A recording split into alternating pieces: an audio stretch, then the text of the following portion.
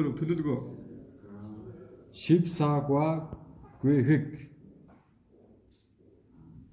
Энэ удаа амралтаараа юу хийх төлөвлөгөөтэй байна?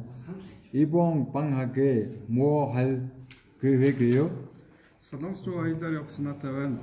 한국에 여행을 다녀오려고 해요. 힌트 함께 явах вэ? 누구와 같이 갈 거예요?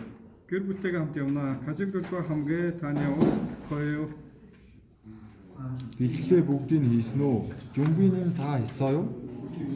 шалгалттай завгүй байгаа болохоор бэлдэж чадаагүй байна. 시험 때문에 바빠서 아직 준비하지 못했어요. тэгвэл хизээ бэлдэх вэ? 그럼 언제 할 거예요? шалгалт тусаад бэлдэнэ. аялалд дараа 7 хоногт явна. Тайвна бас хамт явах уу? 시험 끝나고 할 거예요. 여행 다음 주에 가요.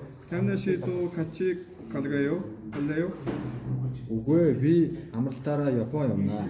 아니요, 저는 방학에 일본에 다녀올 거예요. 함께 오픈 박아요.